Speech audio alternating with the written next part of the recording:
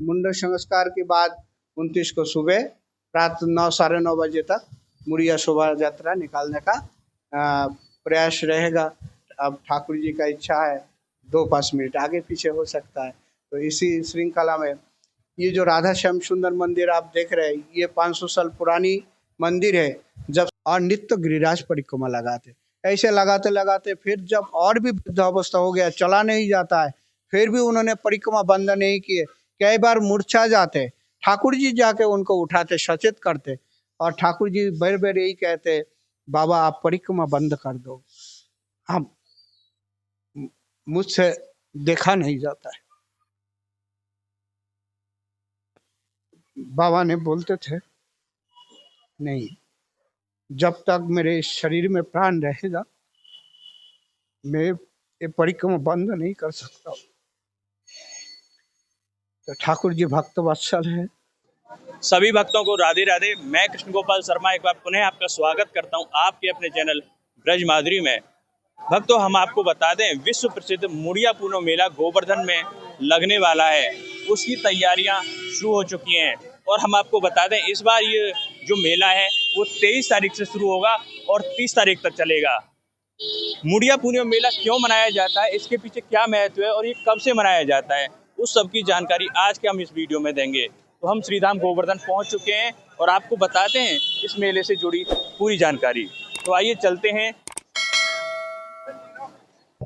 और भक्तों, अब हम उस स्थान पर पहुंच चुके हैं जहां पर मुड़िया मेला शुरू होता है, जहां से मुड़िया की शोभा यात्रा शुरू होती है। ये जो आप मंदिर देख रहे हैं, चकलेश्वर के पास प्राचीन श्री राधा श्याम सुंदर मंदिर है। यहीं पर 29 तारीख की सुबह 9 बजे शोभा यात्रा शुरू होगी। सनातन गोस्वामी जी की ये कुटीर है, यहाँ पर सनातन गोस्वामी जी का शरीर पूरा हुआ था, यहाँ पर वो ठाकुर जी में विलीन हुए थे, ये वही स्थान है, इसीलिए यहाँ से ये मुड़िया मेला शुरू होता है। आइए आपको अंदर लेके चलते हैं और यहाँ की जो भी संपूर्ण जानकारी है आपको दिलाएंगे। महाराज जी, जो मुड़िया पूनम का मेला है, अगर सही तरीके से देखे जाए तो यहीं से उसकी शुरुआत होती है, क्योंकि शोभा यात्रा जो होती है सनातन गोस्वामी जी की, वो यहीं से शुरू होती है। लेकिन हमने देखा है कि बहुत कम लोग भक्त यहाँ पर आ पाते हैं। लोग परिक्रमा लगा जाएंगे गोवर्धन की, लेकिन उनको ये नहीं पता है कि हम मुड़िया पूनम क्यों मनाते हैं, उसके पीछे क्या कारण है। 500 वर्ष से जो हमारी परंपरा है, हम ब्रजवासी और सभी संत इसको निभा रहे हैं, लेकिन उसके पीछे कारण क्या है, मुड़िया पूनम हम क्यों मनाते हैं। जय जय श्री राधेश्याम। बहुत ही अच्छा प्रश्न आपने पूछा है, क्योंकि देखिए, ये मुड़िया पूनम की मेला की शुरुआत हुआ था सनातन गोस्वामी पाद जी का तिरोभाव महोत्सव, जिसको लेकर के समस्त ब्रजवासी साधु संत लोग सनातन गोस्वामी पाद जी का गुरु रूप में मानते थे, क्योंकि ये ब्रज मंडल की प्रकाशन करने वाला है। तो ब्रज मंडल की जितना ब्रजवासिया, ब्रजजन, ब्रजनिधि जो भी कहे, और ब्रज में जितना निवास करते थे उस टाइम जो भी साधु संत, तो सनातन गोस्वामी पाद जी का मुख्य रूप में मानते थे, क्योंकि इन्होंने ही ब्रज की प्रकाश की है। तो ठाकुर जी लीला करके जाने का बाद बिल्कुल ये स्थान लुप्त हो गया था, क्योंकि बहुत बार विदेशी आक्रांता ने इस ब्रजमंडल के ऊपर भी बहुत बार मतलब आक्रमण चलाया, इस ब्रजमंडल को नष्ट किए।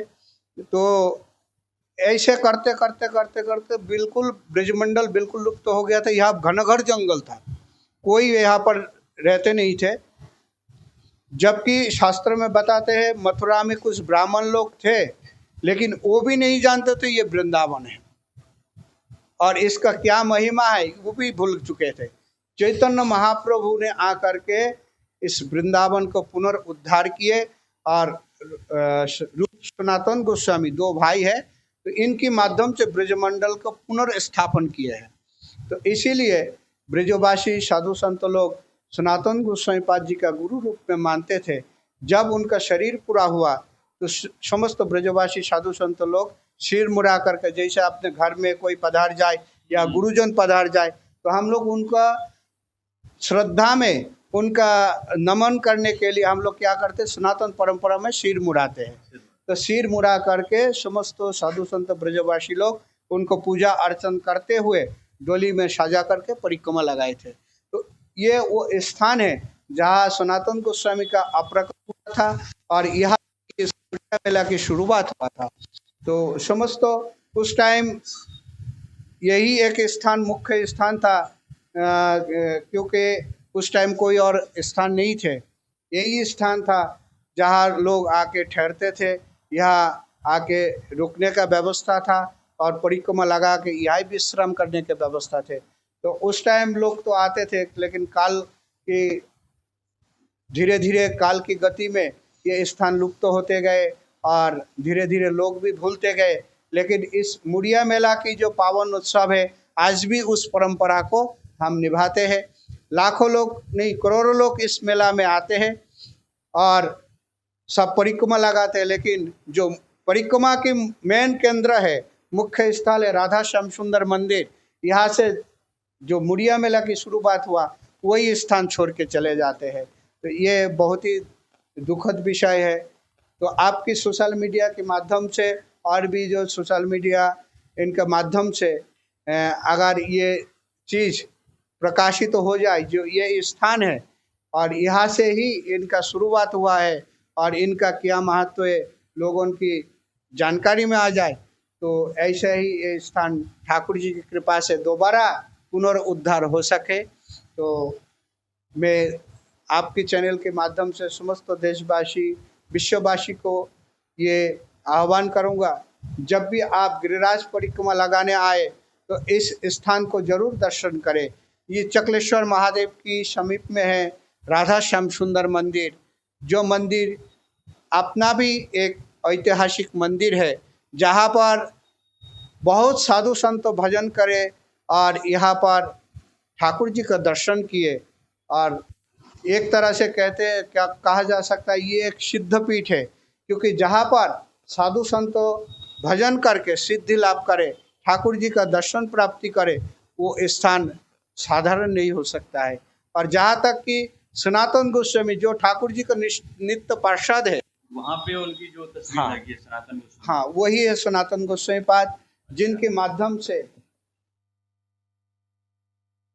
भक्तों हम आपको दिखाते हैं। यहाँ पे सनातन गोस्वामी जी की एक तस्वीर लगी हुई है। ये प्रभु सनातन गोस्वामी जी के बारे में थोड़ा सा हमें आप जी, ये सनातन गोस्वामी जी जो है बंगाल में रामकेली ग्राम है, जो मालदा डिस्ट्रिक्ट है, वहाँ पर हुसैन शाह नाम करके एक मुसलमान शासक था, जिनकी राजमंत्री वित्त मंत्री सनातन गोस्वामी और रूप गोस्वामी दो भाई थे। जब चैतन्य महाप्रभु का दर्शन हुआ, चैतन्य महाप्रभु कृपा लाभ करने का बाद उनका मन में वैराग्य उत्पन्न हुआ और फिर समस्त राजकार्य परित्याग करके अपना विषय सब कुछ दान करके, उस टाइम कहते हैं 60 लाख स्वर्ण मुद्रा उन्होंने दान किए थे। 60 लाख स्वर्ण मुद्रा उन्होंने ब्राह्मण गरीब में दान करके और एक कपड़ा में पहन के उन्होंने घर छोड़ के आ गया था वृंदावन में। तो ये है सनातन गोस्वामी पाद। और उनको रहनी कैसे थे, इतना भोग ऐश्वर्य त्याग करके आने का बाद हम जो भोग करके ऐसा नहीं हम त्याग सकते हैं। हमारे अंदर अरे हमें ये चाहिए वो चाहिए, ऐसा होना चाहिए वैसा, लेकिन उन्होंने ऐसा त्याग किए। कहते हैं समस्त विषय को जैसा हम विष्ठा को त्याग करते हैं, मल मूत्र जैसा हम त्याग करने का बाद उसको दोबारा देखते नहीं है, तो सनातन गोस्वामी ऐसा ही एक कोमंडल उनके पास जरूर रखते होता था। पानी पात्र है जो जल पात्र कहते हैं, जमुना जी में जाते उसको भर के पानी पीते और पानी भर के नहीं ले आते दोबारा, जो दोबारा प्यास लगे तो पानी पिएंगे नहीं, पानी वहाँ खला के आ जाते।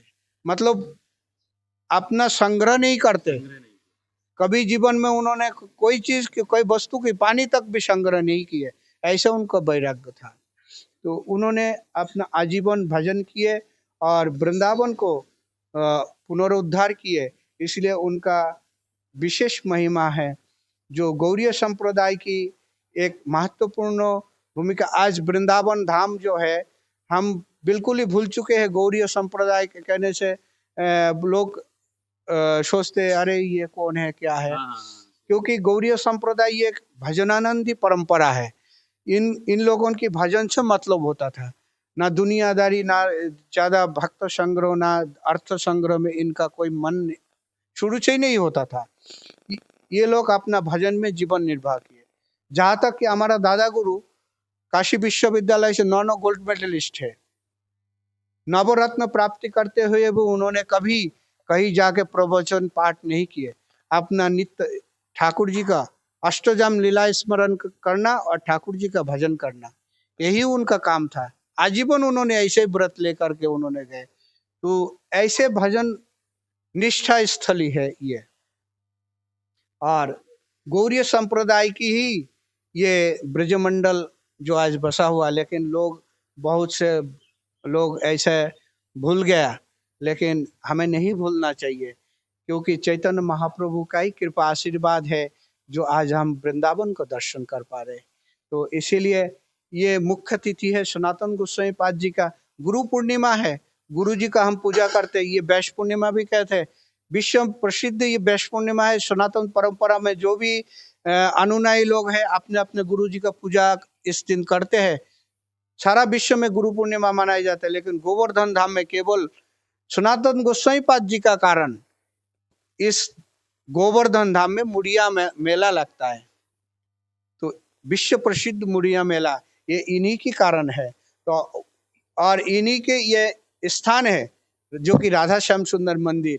भक्त लोग आते हैं, परिक्रमा लगाते हैं और चले जाते हैं, लेकिन इस स्थान लोग भूल चुके हैं। स्थान की महिमा के बारे में नहीं पता है। हाँ, तो ये आपके चैनल के माध्यम से देशवासी को मैं ये सचेत करना चाहूँगा, जब भी आप गोवर्धन धाम में आए, राधा श्याम सुंदर मंदिर आप जरूर दर्शन करें और उनकी कृपा आप ग्रहण करें। महाराज जी, ये जो एक और चित्रपट यहाँ पे लगा हुआ है, गिरिराज जी का है ये जी, इसके पीछे क्या कारण है? देखिए, जब सनातन गोस्वामी पाद जी का साथ में ठाकुर जी का नित्य प्रतिदिन वार्तालाप होते थे, दर्शन होता था, क्योंकि ये पार्षद है ठाकुर जी का। तो उन्होंने जब भी वृंदावन में उन्होंने आए, जिस दिन से उन्होंने निश्चय किए थे, प्रतिज्ञा किए थे, जो जब तक मेरे शरीर में प्राण रहेगा मैं गिरिराज परिक्रमा नहीं छोड़ूंगा। वृंदावन से नित्य प्रतिदिन गिरिराज जी में आते, परिक्रमा लगाते थे, 7 कोष की परिक्रमा लगाते हुए मथुरा में जाते, वहाँ माधुकरी करते और फिर वृंदावन में लौटते। तो ऐसे करते करते जब वो शरीर की अवस्था होने लगे तो उन्होंने निश्चय किए, जो अगर मैं वृंदावन में ही निवास करूंगा तो मेरे गिरिराज परिक्रमा शायद छूट जाएंगे।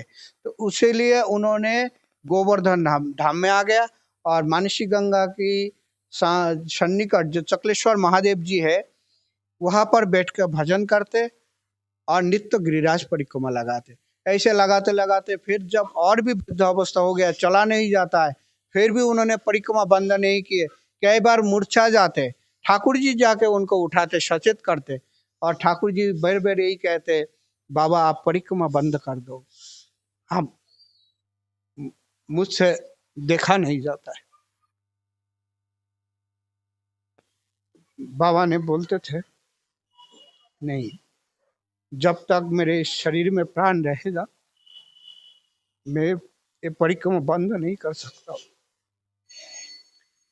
तो ठाकुर जी भक्त वत्सल है। ठाकुर जी समस्त भक्तों को मंगल करे, कृपा करे, ये मेरा शुभ आशीष। जय जय श्री राधेश्याम। राधे राधे।